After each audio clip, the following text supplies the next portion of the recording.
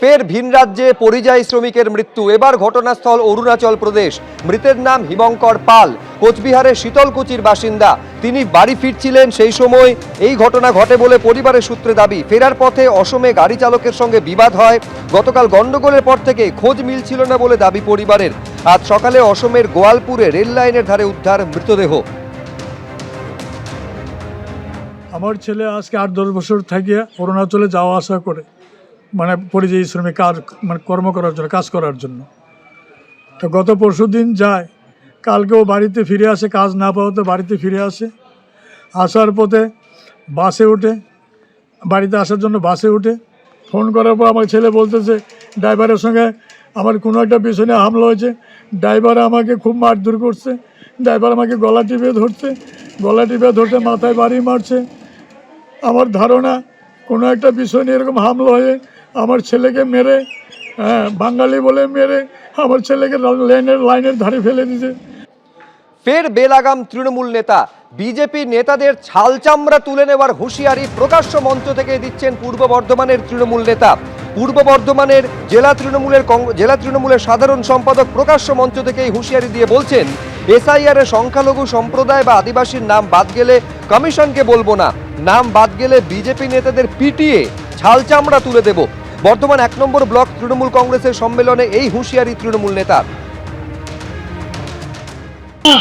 একটা ভোটারের যদি নাম বাদ যায়, একটা মুসলমান সম্প্রদায়ের মানুষের যদি নাম বাদ যায়, একটা তপশালী বাউরি বাগদির যদি নাম বাদ যায়, একটা আদিবাসী সন্তানের যদি নাম বাদ যায়, নির্বাচন কমিশনকে ধরতে যাব না, বিজেপির নেতাদের পিটিয়ে ছাল চামড়া তুলে দেব, তুলে দেব, তুলে দেব।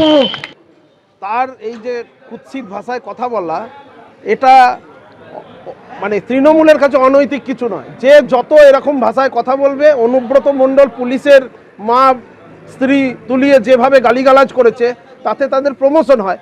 এখন প্রমোশন নেওয়ার চেষ্টা করছে এই সমস্ত কথা বলে। এদিকে এসআইআর নিয়ে ফের আক্রমণ শানিয়েছেন তৃণমূলের সর্বভারতীয় সাধারণ সম্পাদক অভিষেক বন্দ্যোপাধ্যায়। হেনস্থার জন্যই প্রায় 1.5 কোটি মানুষকে নোটিশ ধরিয়েছে বলে অভিযোগ করেছেন তিনি। 1,30,00,000 মানুষকে নোটিশ ধরিয়েছে শুধুমাত্র হেনস্থা করতে বলে অভিযোগ অভিষেক বন্দ্যোপাধ্যায়ের। এই বাংলায় সবচেয়ে কম নাম বাদ গিয়েছে বলেই নোটিশ পাঠাচ্ছে কমিশন। আর ভ্যানিশ কুমারকে কাজে লাগিয়ে নামবাদের চক্রান্ত করছে বিজেপি, অভিযোগ অভিষেক বন্দ্যোপাধ্যায়ের।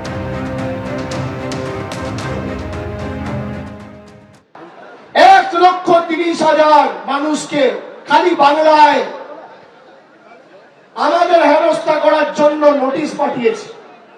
লজ্জা লাগে না? আরো 12টা রাজ্যে এসআইআর হচ্ছে। আমাদের বাংলাদেশি বলে, রোহিঙ্গা বলে যারা দাগিয়ে দিয়েছিল, উত্তরপ্রদেশের 4 কোটি মানুষের নাম বাদ গেছে, গুজরাটে 1 কোটি মানুষের নাম বাদ গেছে। সব থেকে কম ডিভিশন যদি কোথাও হয়ে থাকে সেটা আমাদের এই বাংলা। আর এই বাংলায় যেহেতু কম ডিভিশন হয়েছে, নির্বাচন কমিশন আর ভ্যানিশ কুমারকে কাজে লাগিয়ে জোর জবরদস্তি নাম বাদ দেওয়ার ষড়যন্ত্র করছে ভারতীয় জনতা পার্টি। যাদেরকে নোটিশ পাঠিয়ে হয়রানি করছে, মাথায় রাখবেন, যেভাবে আপনাকে হয়রানি করেছে, আপনাকে কষ্ট দিয়েছে, একইভাবে বিজেপিকে কষ্ট দিতে হবে। এরা যে ভাষায় বোঝে, এদেরকে সে ভাষায় জবাব দিতে হবে। আগামী দিন যখন লাইনে দাঁড়িয়ে ভোট দেবেন, জোড়া ফুলের বোতামটা এমন ভাবে টিপবেন, পদ্ম ফুলের বাবুরা যেন ভোট বাক্স খোলার সময় চোখে সর্ষে ফুল দেখে। এই প্রশ্নটা বিভিন্ন মহল থেকে তোলা হচ্ছিল যে 2 দিন ধরে বেলডাঙ্গায় কার্যত যে নৈরাজ্য চলল, তার নেপথ্যে কার উস্কানিতে এই ধরনের পরিস্থিতি তৈরি হলো। গতকালই বহরমপুরের সভা থেকে নাম না করে হুমায়ুন কবিরকে কাঠগড়ায় তুলেছিলেন অভিষেক বন্দ্যোপাধ্যায়। বিজেপির ইন্ধনেই পুরোটা হচ্ছে বলে অভিযোগ করেছিলেন তিনি। তার নিশানায় একদিকে যখন বিজেপি, অন্যদিকে নাম না করে হুমায়ুন কবির। কি বলেছিলেন গতকাল তৃণমূলের সর্বভারতীয় সাধারণ সম্পাদক, দেখব। ঘটনাটা ঘটছে, এর ইন্ধন দিচ্ছে বিজেপির বাবুরা। আর একটা নতুন গদ্দার তৈরি হয়েছে এই মাটিতে, সে ধর্মে ধর্মে বিভাজন তৈরি করে মানুষকে মানুষের বিরুদ্ধে যারা লেলিয়ে দেয়, তাদের বিরুদ্ধে মুর্শিদাবাদকে এক হতে হবে।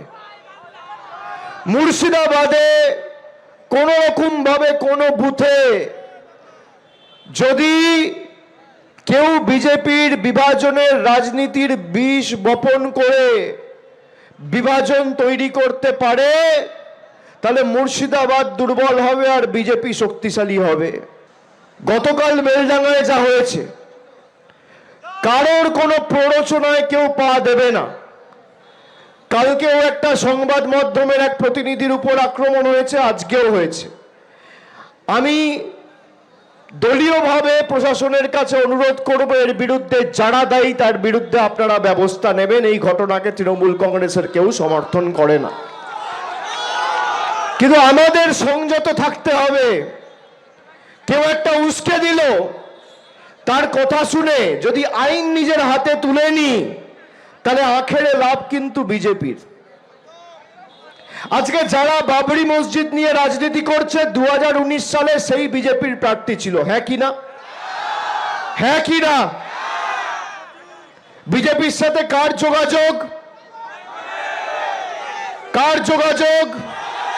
এবিপি আনন্দ, এগিয়ে থাকে, এগিয়ে রাখে।